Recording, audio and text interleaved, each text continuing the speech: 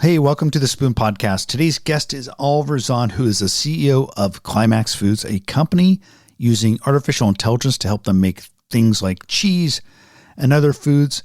Oliver's a super interesting guy. He's an astrophysicist by training. He's had jobs like head of data science at Google. He worked for SpaceX. He made a stop along the way at Impossible Foods as their lead data scientist. But this is his first company that he's founded, focused on food.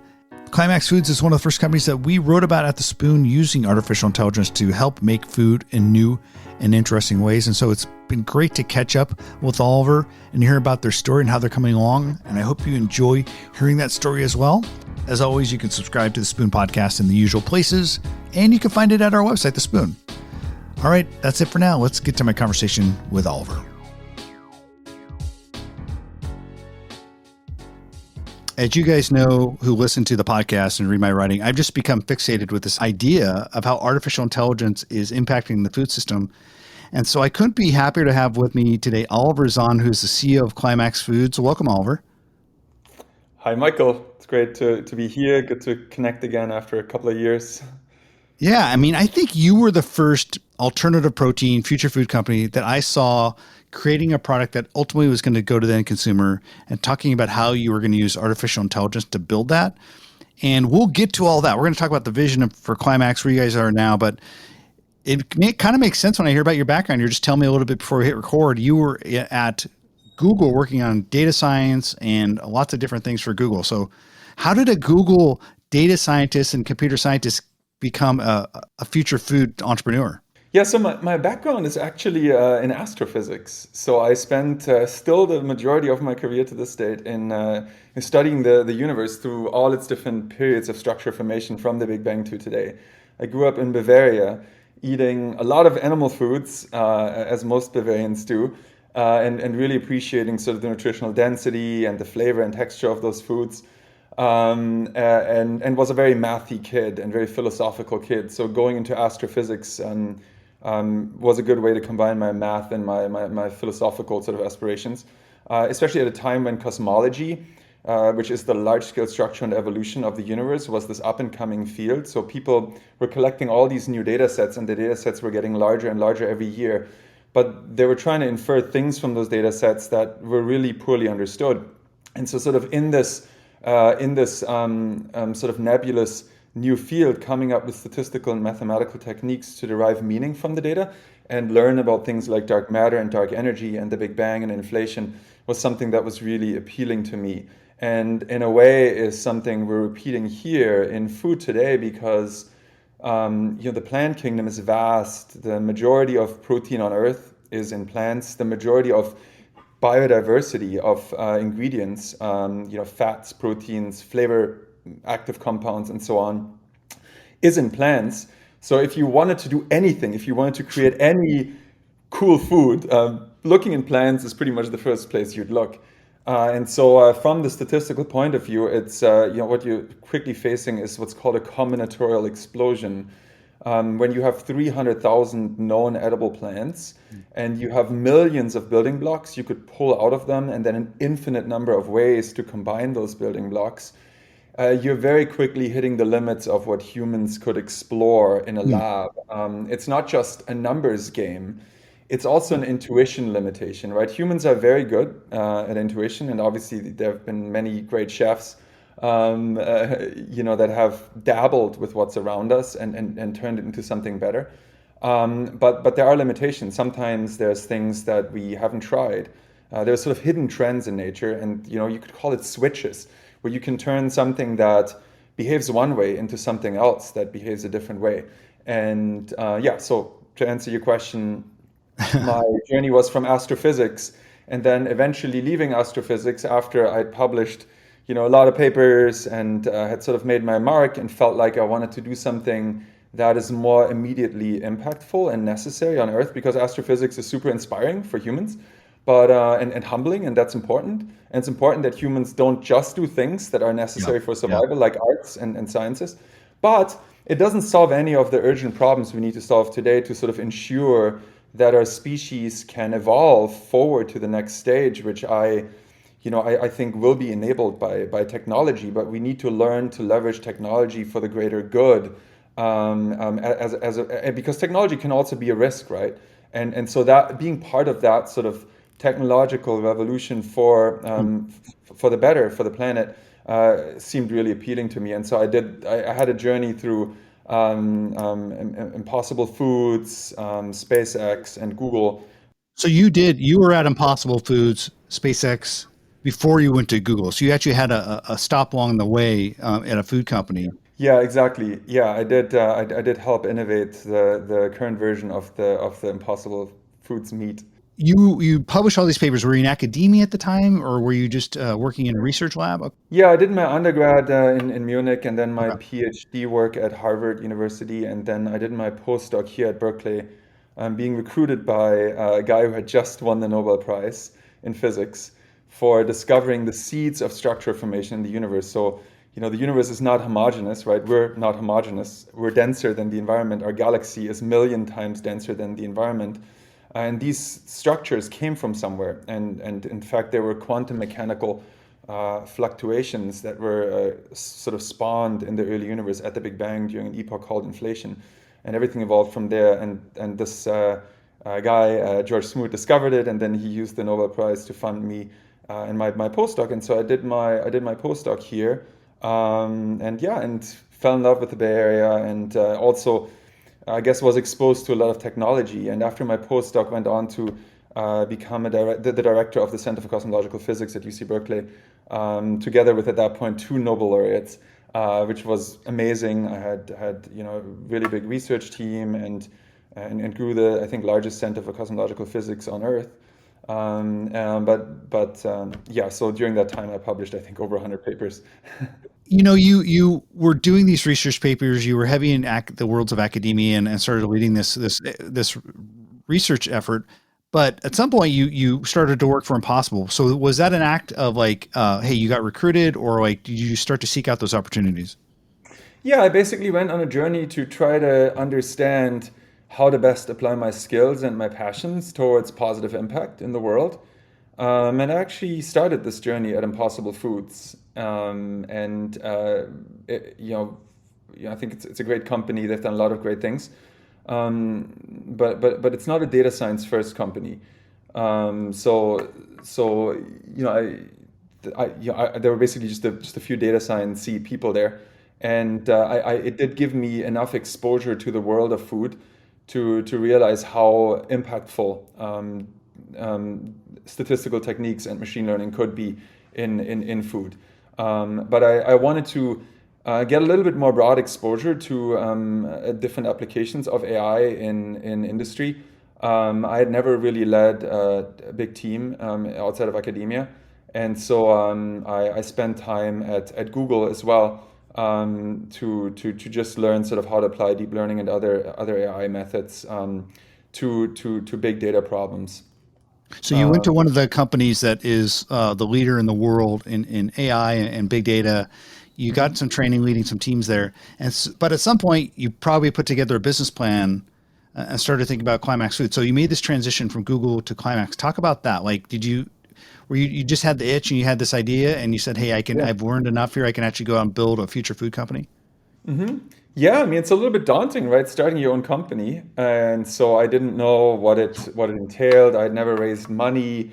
I had a bunch of little kids at home, and it took me a while to sort of build the confidence, I guess. Also, like just getting to know more entrepreneurs in Silicon Valley, and eventually meeting some investors, to then in late 2019 go out and talk to some of them, and realize that actually there was enough traction, enough interest in what I was building, to raise funding in a fairly straightforward manner. I had also been prototyping um, uh, already various dairy products and other products in my landlord's garage, and they started tasting pretty good. But I didn't really have a lab that I could use to analyze them and build the databases that we're now building here at Climax, to then train models to make predictions that are meaningful and that can sort of augment the human experimenter in the lab, right? So that's really the idea is humans are pretty good at intuiting how to make good foods, but they're not perfect. And so sort of the symbiosis of artificial intelligence and humans is really what gives us the competitive edge now, and is the reason why our products are so much better in such a complete way than what's out there today. And I'm happy to tell you more about what I mean by that. Yeah, yeah. So let's dive in a little bit to what you're building there, right? Because I think the general layperson has at least a little idea of what artificial intelligence is, and certainly it's been on the top of our tongues this year as we've heard about things like generative AI and ChatGPT. Over the past few years, we've seen people using machine learning in food, but can you kind of explain what you're doing in terms of you saying, hey, the researcher's pretty good at intuiting things, but there's a symbiosis of a machine and man using this technology. What do you mean by that? What are you building here with this technology? What type of technology is this? Yeah, so we sort of call it deep plant intelligence, and by that what we mean is we use computer algorithms and AI to unlock plants sort of natural potential more fully. What I mean by that is there's hundreds of thousands of known edible plants, and they have a lot of degrees of freedom sort of built into them. You can pull millions of building blocks out of them and combine them in literally an infinite number of ways. So it's a huge combinatorial screening problem. And even the largest food labs on Earth, if they all joined forces, would not be able to explore all combinations in millions of years. And so traditionally, food companies, even a lot of the big food companies around today, pursue sort of a trial and error approach. They use human Mm-hmm. intuition to guess what might work. But that often misses things that are less obvious.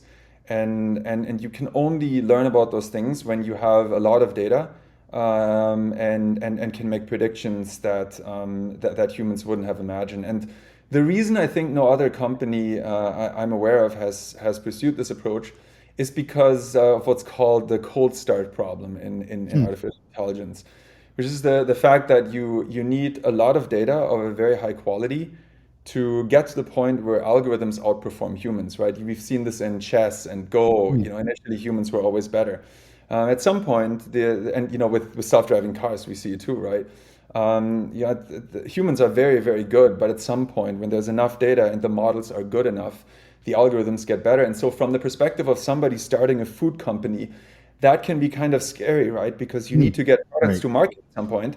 And so, unless you have a very good intuition and you have a lot of experience, in my case, a couple of decades of of trying to derive meaning from messy large data sets, people don't even start because you don't know when the models will actually be performant enough, right? What if it's 20 years until your models start helping you? Good luck raising enough funding for 20 years. But the reality is that our models have started becoming very powerful, very performant after just about 2.5 years, and are now making predictions that we wouldn't have imagined. And that Huh. means we can make better formulations that are indistinguished, that lead to products that are indistinguishable from the animal products, and not just in terms of flavor and texture. So they're not just there to fool, consumers into thinking they're better or as good, but they're also nutritionally superior and use ingredients that are cheaper than animal products. Despite being no allergens, despite being very natural ingredients, in many cases we can grow them locally, and also in the process of making products, which is really our approach, that we want to make entire products, which again might seem overwhelming because why not just focus on the protein part or the fat part? And I can tell you more about that in a second, why I think that holistic approach makes more sense. But in the process of focusing on making entire products, we often discover ingredients as well that are very, very powerful, and that can be used in a broad sense. I'm happy to tell you about that as well.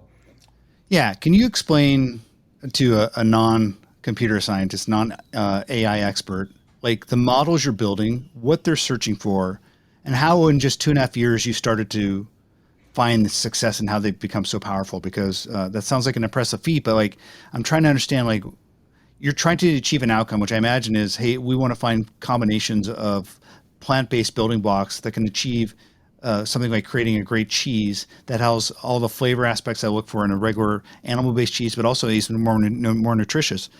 That's, I think, the outcome of your model. But explain a little bit how you kind of got there.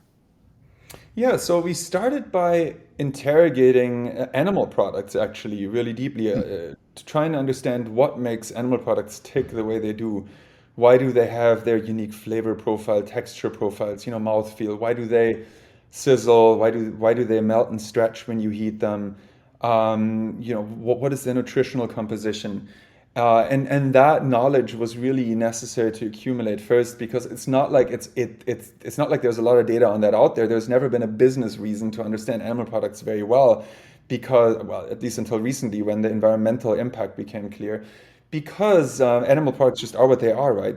People have made them for thousands of years, and so there was never really reason to understand why they are that way. But for us, it was necessary to then you create labels in machine learning lingo, or you'd call it outcomes that characterize a food product, so we can then recreate it from plants. And then we again build a lot of data sets on plant ingredient functionalities and different ways of combining them, and then found these trends that can recreate animal products more closely and sometimes in very non-obvious ways. So the analogy I like to use is the robotic horse analogy. Imagine, you were an alien coming to Earth a few hundred years ago, and you saw humans riding on horses, and you think, oh, and you're like, let's say you have a very benevolent alien species, and you're like, oh, I want to really make it easier for these humans. One thing you could do is build robotic horses with similarly, you can feed with the same food, so they have to have a very complex metabolism that wastes 90% of the calories, right? Like most animals do, just to stay alive. And I only call it waste in the context of food production, right? No animal has evolved to become food for other animals. In fact, we've evolved to do quite the opposite. So that is why animals are so inefficient, and there is so much the environmental impact is so big. So one way to solve the global transport problem for humans would be to build robotic horses. But another way would be to build cars and boats and planes, and that is actually more efficient, especially if they're electrified. And so sort of to look in the plant kingdom for something that is chemically identical to the animal ingredient, like a protein that you might be after, is a little bit of a red herring, because it doesn't need to look identical microscopically, or the sequence doesn't need to be identical for it to behave the same. There could be other ways to accomplish the same functionality. And and again, that is something that humans would have a very hard time imagining. So it really is critical for finding these sort of needles in the haystack to build models to sort of augment the human experience. So my understanding, correct me if I'm wrong, is you guys, your first product that you said you're going to put out there is, I think, dairy products, plant-based cheese. Am I right on that? Yeah, we're focusing on the dairy opportunity initially for a bunch of reasons, but we're also tackling it in a very holistic way. So the most scalable way to tackle dairy is to make a substrate that behaves just like milk, because then you sort of solve the entire dairy challenge. But cheese making is one very important application of dairy. It's one of the fastest growing categories in the US, actually larger than the beverage milk category. I think almost twice the size, and fast growing. And it's also environmentally very impactful category, because you need to use so much milk. You need to use over 10 units of milk to make less than 1 unit of cheese. So a lot of it's just very wasteful. And therefore very environmentally impactful. It's sort of close to beef in terms of environmental footprint per pound, if you will. And so it's sort of arguably one of the most important things to tackle. And then also what's nice about it is, unlike with meats, where you look at beef, for instance, the total beef market is maybe comparable to the total dairy market globally. But there's many different types of beef, right, that you need to make. Like ground beef is maybe a third of it, but then there's all these others. In milk, when you solve one problem, you solve the entire chunk. You solve it's arguably the largest single opportunity to tackle from the environmental impact and commercial perspective. And we sort of treat cheese just as one downstream application of dairy, but a very important one, and also one that is really useful for captivating sort of consumers' imagination and just sort of I think what cannot be emphasized enough is how exciting the future of food can be when instead of funneling all these plants through an animal, you're funneling a very small selection of plants, right? The cows and other herbivores we use for food, use a very small subset of the plant kingdom. And so if you, instead of funneling that through this very limited but very complex metabolism to make one type of milk, if instead you can make that milk and many other milks that are nutritionally optimized, taste better, that opens up a huge space of possibilities. You're using a much larger biodiversity of plants and a much larger diversity of processes that are all much cleaner and leaner and simpler and therefore cheaper than animals to basically make any substrate, any milk you want. But we want to start with meeting consumers where they are, meaning making cheeses that are indistinguishable, and because that's sort of the easiest way to excite consumers. And that's what we're doing with our launch cheeses. And we have sort of intentionally tackled the most sophisticated, complex category of foods, which are artisanal cheeses. Also from the data science perspective, the hardest nut to crack because you have aging cycles, right, that you need to wait for. So for high throughput, a screening regimen for building large database and performant models, they're particularly hard. But that's sort of, we intentionally chose this category of foods because because the models need to be so performant that other categories can then sort of be easily tackled after the fact. So you went for the high-end cheese bries and not the craft slices that we put on hamburgers, it sounds like. But yeah, because those are relatively, once you have the technology to make a cheese that is as complex in terms of texture and flavor as as a blue cheese or a brie, you can do those other categories relatively straightforwardly. Plus, for those other categories, you need to build larger factories, and so it's better for us strategically. We believe, at least, proofs in the pudding, but is to start with categories where we can have pretty substantial traction on the market with a relatively small factory we can build as a seed stage startup. You guys are creating a consumer brand company, right? So I think that Climax Foods is going to be something that you're selling the cheese under that brand name, or are you looking also at possibly becoming a platform company where, say, Kraft or Tillamook comes to you and says, "Hey, we want to do a cheese, but we want to use future forward plant-based inputs developed by AI." Are you open to both models, or are you primarily focused on developing your own consumer brand? Yeah, it's our own branded products initially, just to sort of get the word out about how powerful this technology is, and associated with our brand, and then it's ingredients that came out of the process of making these products that we will be able to sell as well. It's also partnerships with big dairy manufacturers that are very interested in working with us, that will allow us to scale more rapidly, and then also leverage their distribution and brands through co-branding arrangements to have an international presence with mass market products more quickly, and then also eventually platforms. But really, there's enough to do just on our own branded products, co-branded mass products, and then ingredients. It seems like a lot of the big CPG brands in the space are looking at these new methods like AI and seeing how it could possibly impact them. I mean, we saw I think there's a joint venture between Notco and Kraft Heinz. It seemed to me that was an admission by Kraft Heinz that they didn't have the skill set internally. They needed to do something as big as a joint venture.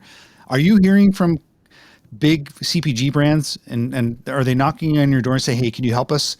We see that you're maybe developing this faster and in a newer way than we can. Can you help us and partner with us?"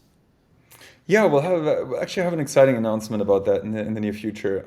So I can't talk about it right now. So I'm excited to try cheese developed by AI. When can I go to the supermarket or go online and order Climax cheese? Yeah, so our first launch partners are actually going to be restaurants. Okay. So you'll hopefully be able to find one near you. We're initially partnering Again, because we're still a small company, and we don't have that much manufacturing capacity. So the initial batches will go to very high-end restaurants. In our case, there's a lot of Michelin chefs and other amazing, brilliant chefs that have gotten a sneak peek and tasted the product, and every single one of them told us on the spot, "I will buy as much of this as I possibly can." And so we're partnering with them initially, and then the more we can Yeah. produce out of our facility in Petaluma, Sonoma, out of all places, which is sort of the dairy mecca of the state, and arguably one of the dairy meccas of the country. The more will also then be in retail. Yeah. Yet to be determined. I think cheese is just a great opportunity for the future food companies. I think it's largely I think been undisrupted. If you look at the milk space, right? Like I think a quarter of milk is now plant based, but I think cheese is not even probably 1 or 2% at this point. It's less political and less divisive than meat, and I think consumers are more ready to embrace dairy products and plant based cheese using new Yeah, methods. yeah, absolutely. I mean, especially if you have a zero compromise product, right? And this is one of the, going back to Europe. I tend to go every summer for a couple of weeks. I was sort of terrified to expose some of those traditionalist cheesemakers there to what we've been able to create here, because I was like, they're so hardcore. They're gonna hate it just because it's not made from cow milk, even, or from sheep milk or goat milk, even if it tastes the same. But I've been astonished by how much people embrace it when they taste it. They hear that it's nutritionally, so complete and actually better than the animal product in every way. And this is really something new that we've been able to create, that I'd love to chat a little bit more about. And they hear that it's a very clean label product, that where there's no sort of flavors that are added to it, no gums, no weird things that people don't understand. They immediately like it. They're like, yeah, I don't care that it comes from a cow. This is from clean plant ingredients that I know. It's a label that I understand, and it tastes fantastic. Why would I not? Why would I care that it comes? Because cows are, it's very inefficient if you think about it. Most dairy processing facilities don't have their own cows in-house anyway, right? They get the milk delivered in large tankers. So they don't really have a direct relationship with the farmers making it anyway. And then also, when you look at it from the farmer's perspective, there's huge price pressure on the producers of feed for the cow, but also on the farmers that have the cows themselves, because again, it's such a wasteful system, right? 90% of the calories you put into the animal just go to keeping the organism, this very complex metabolism, alive.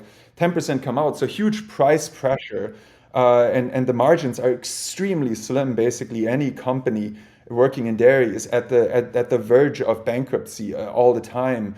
And so when I think this is like the beauty of this new food system that we'll see kicking in the next couple of years. It'll be better for everybody. It'll be better for the consumers. It'll be better for the producers. It'll be safer for everybody. It'll be more profitable, and it'll be cheaper for the consumers too. So it's just when you have a 10x competitive disadvantage, right? Meaning you need to grow 10 times more plants than you would if humans ate them directly. There's a lot of margins to give to everybody. Everybody can win, and maybe most importantly, the planet will be much better off, because you've probably covered this. 90% of all mammalian biomass on Earth today, outside of humans, is in the form of farm animals. Less than 10% are wild animals. 80% of all birds on Earth, in terms of biomass, are chicken, right? Mm. It's an extreme imbalance. Again, like animal agriculture worked extremely well. It was a great innovation, you could say. 10,000 years ago, when there were literally 1,000 times fewer humans on Earth, right? It totally made sense at the time, purely from the nutritional perspective. But it just doesn't scale to today. And I mentioned this when we were chatting earlier. I challenge people to come up with an innovation that is 6,000 years old, like the innovation of dairy, that has not been replaced. There is really not much that we do that we did 6,000 years ago that we still do. And so it's totally ripe for disruption. It's also totally natural for humans to innovate in food. This is the next step that will come, and it's exciting. We had a summit about 2 weeks ago on AI meets food, and it was particularly focused on generative AI. So a lot of the conversations were more restaurant focused. But I had the machine learning lead from Shiru talk about what he does, and he uses probably similar machine learning techniques as they look for kind of building blocks. But I asked him, well, can we ever see applying generative AI to like future food discovery? And he said, well, we have to be careful there, because what we don't want to do is for the generative AI to hallucinate and create a protein that's never been discovered or something like that. So like there's definitely like guardrails you're putting on the type of work that you're doing. Can you talk about that? Like, do you think like these tools like generative AI could be used in a way to create future foods, or like, is it just the hallucination risk too high? I mean, the risk of creating a protein that doesn't exist on Earth seems like something you don't want to do. Yeah, so in our case, because the biodiversity of proteins in the plant kingdom is so vast, we just don't see a need to identify and then try to recreate novel types of proteins right now. I'm totally open personally to these types of technologies, and I think some of the fear around them is very inflated. But to me, it's more like a question of necessity. If we can find a very abundant source of protein in plants that are either readily available today or can be grown at scale very easily, that has the same functionality that we care about, why not just grab that, right, when it's cheap and already there? And so this is sort of our approach, right? Our approach is not, again, like I have a lot of appreciation for other companies trying to approach this in different ways. Our approach is not to engineer a new type of protein and then genetically modify microorganisms to try to make them express that protein. Our approach is to sort of drop the assumption that you have to do that and look in plants first. And again, it's just combinatorially a very large problem, which is why nobody has tackled it. But we're finding that it works very well. To give one example, the reason when you go to the grocery store today and you buy plant-based replacement products to dairy, they all have either none or very little protein, is because plant proteins intrinsically don't behave like animal proteins. Most of them don't. And like they have a very gritty mouthfeel. They have sort of strong off flavors. And so as soon as you start adding them, it doesn't taste very good. So when you, for instance, buy a vegan pizza cheese today, it's basically a mix of fat and starches. So it's not nutritious in the sense, of dairy cheese. That dairy cheese original innovation was basically a way to preserve protein in the absence of refrigeration, right? So you intentionally make it go bad using specific microorganisms so that the pH value is so low that it's so sour that other microorganisms can't get into it anymore. So to have a replacement product that has no protein sort of defeats the purpose. But again, nobody has been able to find a plant protein that has the same mouthfeel, has similar textural and functional properties, and especially melt and stretch. And so, for us, this was one of the first targets in the plant kingdom to look for. Have you solved the stretch problem? Have you guys, has your systems figured that part out? Yeah, long story short, just to say, is like the plant kingdom, so rich in possibilities. They really haven't been explored. There's, sort of just building blocks you can find that are very powerful, but you can also often take building blocks and modify them in food-safe, scalable ways into functionalities humans haven't thought of. And that is really where we see the greatest promise for the future of food. And we think our products, prove it, speak for themselves. Well, I'm excited to try them. Oliver Zahn with Climax Food. Thank you so much for being on the show. Thanks, Michael. Good to chat again. I really enjoyed learning about Oliver's background and his journey through the world of AI and his background in astrophysics and how it has brought him to where he is today, building future food with Climax. And so I hope you enjoyed hearing about that as well. As always, the Spoon Podcast is brought to you by myself and the Spoon and is a part of the Spoon Podcast Network. If you haven't already subscribed, I encourage you to do it now. We will be back next week with another podcast. So we'll talk to you then. Have a great week, everybody.